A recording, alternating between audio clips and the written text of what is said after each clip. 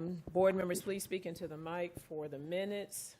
We'd like to welcome everyone in attendance. If we have anyone from the media present, we do not, so we will keep going. Is there any objection to approving the minutes as presented? Hearing none, the minutes are approved by unanimous consent. Is there any objection to approving the agenda as presented? Hearing none, the agenda is approved by unanimous consent. We have no one for public comment signed up. For approval, Dr. Austin will present to us the proposed amendments to Regulation 43-234, Defined Program 9 through 12, and graduation requirements. Thank you, Dr. Austin. Good morning, Madam Chair, the Standards and Learning Committee, and all other state board members. It's nice to see you this morning. Due to a Scrivener's error, the draft of the regulation change did not include last year's financial literacy approved change as a requirement of 43-234, specifically item 2, or section 2, item L. The change in adding this as a requirement does not change the requested change we are presenting today, but we are providing with you with a revised copy. The South Carolina Department of Education is recommending a change to Regulation 43-234I, Defined Program for grades 9 through 12 and graduation requirements, to update language aligned with Curriculum State Statute 5929-120A, relating to the requirement of high schools to provide instruction in the essentials of the United States Constitution, the Declaration of Independence, the Emancipation Proclamation, and the Federalist Papers. Currently, Regulation 43-234I does not include the Emancipation Proclamation. We are proposing adding the Emancipation Proclamation to bring the regulation in line with the state statute. Additionally, Act 26 of 2021 removed the phrase including the study of and devotion to American institutions and ideals. Currently, Regulation 43-234I includes American institution and ideals, and we are proposing the removal so the regulation is aligned with the Act. While we are proposing to remove the language stating American institution and ideals, the required study of the aforementioned documents, along with the Founding Principles Act, State Statute 5929-155, the state standards for social studies in high school embed the American institution and ideals. While this regulation, 43-234, specifically addresses high school requirements, it should be noted that the South Carolina Standards for Social Studies address specifically the United States Constitution as early as 2nd grade. If you would like a copy of the Standards for Social Studies, I would be happy to provide it.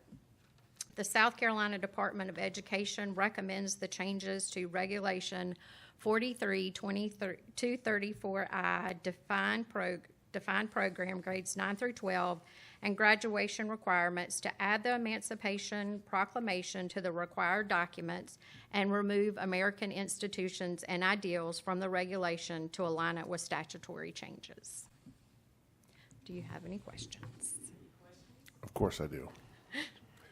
So while I'm very happy to see the Emancipation Proclamation added to the list of things that are to be taught, I do have concerns about removing that phrase, the American institutions and ideals. I mean, it's those are important things to be taught. Those are very important things, and I understand that they've not been removed from our standards. But I have a lot of concerns about potentially a future board or a future superintendent removing that completely from our standards if the wind happened to blow that way. And I think leaving it in here makes them go through an extra step, makes it a little bit harder for them to remove that. And so I can't see the utility in removing this. I understand that there's the legislature, you know, when they passed their new legislation, that they took this phrase out. But we've got a lot of things in our standards and a lot of things in our regulations that are not in legislation, and I think this is probably something that, in my opinion, should probably stay. And we have an opinion coming up behind you. Yeah, go ahead. And I know Dr. Mathis and Ms. Allison were there during this conversation at the General Assembly, and it's my understanding that the removal of that was really to provide greater definition, because there is sometimes disagreement around what should be included when we say American ideals, and so there was a lack of specificity that the General Assembly wished to make sure that every student in South Carolina received instruction on the Emancipation Proclamation, the Federalist Papers, and the Constitution. And so it was not left to everyone's devices of what specifically must be covered. There could be additions to that, but it was, these documents are so foundational, so important to our founding that we need to specifically say they should be called out for instruction. And the standards go further and add to that, but it was, I believe, the intent of the General Assembly to make sure that these were not forgotten in the instruction and were included in the course description. Right, and that's awesome, and I'm glad they are. Give me the theoretical harm in leaving this phrase in here. I don't think there's a theoretical harm, but as someone who has to teach from, but someone who has to guide or teach from the standards, when something is very vague, it's taught so differently, because I interpret it different as Ms. Firestone, and we kind of do a different thing, or our team. So if what we're supposed to teach, and a standard is minimum from everything that I've ever been taught, you need, the more specific, the more the expectation that we know what level to teach it on and what the expectation is for assessment. So if some things, my ideas may be a little bit different from your ideas, and if it's not clear, I'm just going to give it the best that I have from my ideas. So I like that what we're putting in something that is so clear, and that I know that here's what students need to know, versus I'm thinking this is what they meant when they put this standard in place, and this is how we're going in my building. So I appreciate clarity as an educator that has to create expectations and teach it. So this isn't actually addressing the standards, though. This is the regulation about then developing standards. I do think to that, though, it will inform test development. It will inform the standard selection process, and it will require, and what the practical impact to Ms. Lynn's statement is, I do think it will provide clarity that every teacher who teaches this area should include the Federalist Papers, should include the Constitution, should include the Emancipation Proclamation. It's not left just to your own devices to figure out what documents should be included in that unit. You can go beyond, but you have to include these. So, Dr. Ferguson, if I remember correctly, when we approved the standards and then the instructional materials, it took us a long time. I mean, I think it was like 6 months to even get the instructional materials reviewed and corrected, because this, and I think with the work with the legislature, the specificity of the Constitution, Declaration of Independence, Emancipation Proclamation, and Federalist Papers added some accountability. There's no ifs, ands, or buts about it. You've got to teach those things and do it with intentionality. The question was, if I remember, around American institutions, ideals, that left up to interpretation of what that was, and we weren't always comfortable how some teachers would interpret what the American institution ideals were, and it may be something that would go against what's found in the Constitution, Declaration, those things. Am I correct on that? And Dr. Mathis, I think if we all went around the room today and asked what the American ideals and institutions are, we may get that many different definitions and opinions. And so I think that the General Assembly chose to provide some foundational documents to guide our understanding of what the American ideals and foundations were, so that it wasn't left to everybody's interpretation. It was grounded in our founding documents. So yes, sir.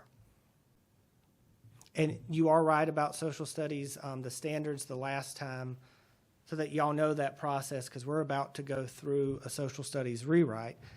It was the 7 years is up, Ms. Lynn, so we are getting ready to kick that off. But it's not left to the whim of this board. It's not left to the whim of a superintendent.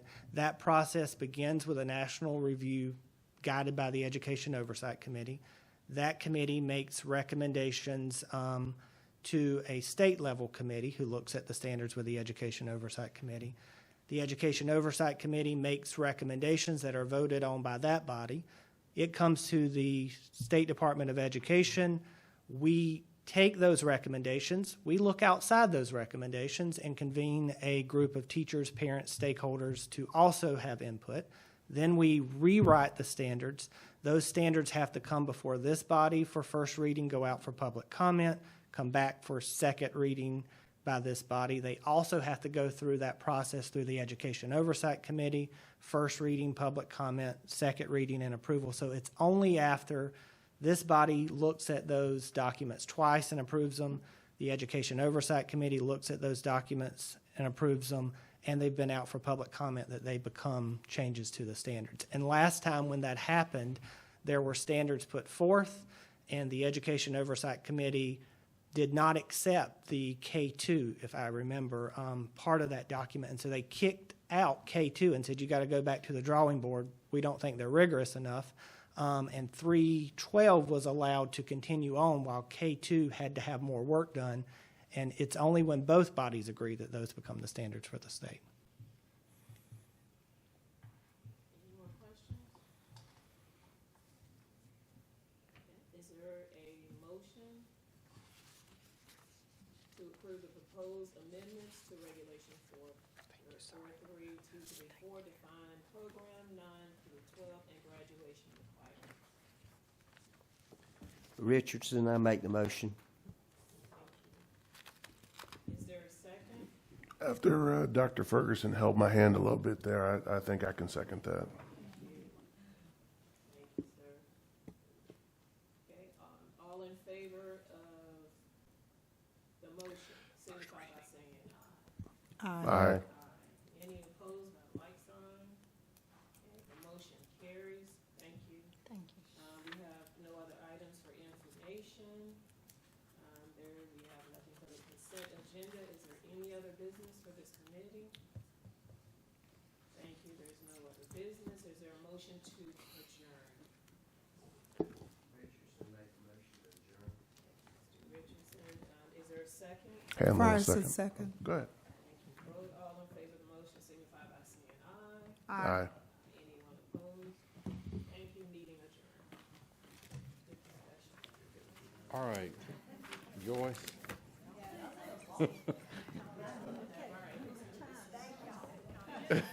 Yeah.